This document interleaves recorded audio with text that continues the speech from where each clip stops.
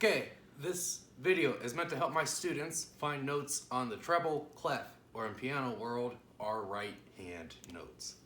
This is our treble clef. I'll go ahead and write it in just to remind us of what's going on. Treble clef. And then as far as us pianists are concerned, it's right hand stuff. For now, sometimes that changes, but don't worry about it. So, I'm assuming most of you know the pneumatic device, a very fancy word for just remembering a phrase or a saying to get our notes down. So the first one most people learn is that for space notes, meaning notes that go in the spaces versus notes that go on the line, we get face. So F, A, C, E. Hopefully I haven't lost anyone at this point. That's pretty standard stuff. But you know, there's a lot of stuff to learn, so it gets fuzzy. So these notes all are in the space, so if you see a note, you know, like this right here, hey, that's an F. So I'm gonna go and get rid of that. And I'm gonna put in our other notes. So if that's our F there, on our lines, we get every good boy does fine. I've heard a bunch of different ones. I've heard, oh, the F's not very good. I've heard Every Good Boy Does Fine, Elvis's Guitar Broke Down Friday, or my personal favorite, Every Good Burger Deserves Fries. I don't care which one you use, but you should use one of those. They're actually really helpful. So here's the part that I feel a lot of students struggle with, is if I put a note, you know, here, what the heck is that thing? Well, there's ways of figuring it out. So let's talk about that. So this is all based on you knowing Every Good Boy Does Fine and face. But what a lot of times we don't realize is that there's a zigzag pattern that occurs. So A zigs to B, zags to C, goes to D, E, F. And we can go backwards too. So before A should be G, then F, then E. So from space to line to space to line to space to line, we get a zigzag pattern.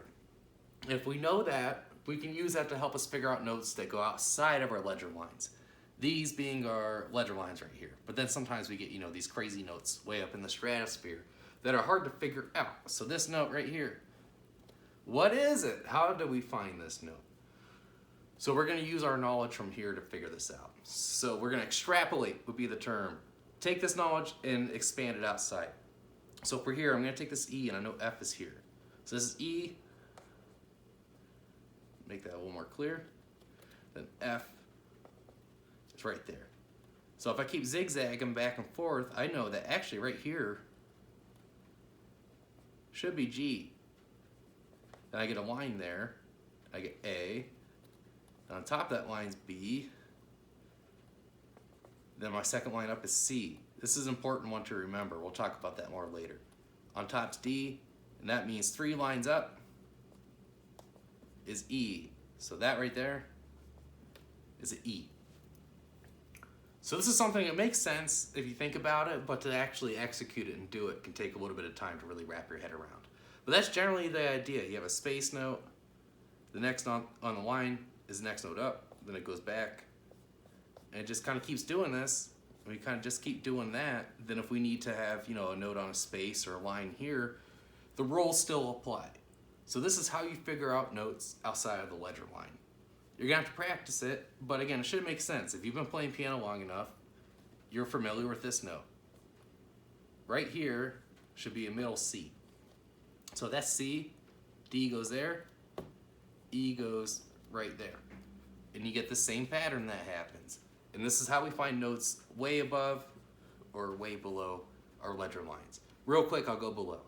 So D's here, C goes there, then underneath this line would be B, the next line down is A, then underneath that line would be G, and then we go to the next line down, that's F. So F would be exactly 1, 2, 3 lines down, right there. So this takes a little bit of time to decipher, but if you understand zigzag, you're good to go.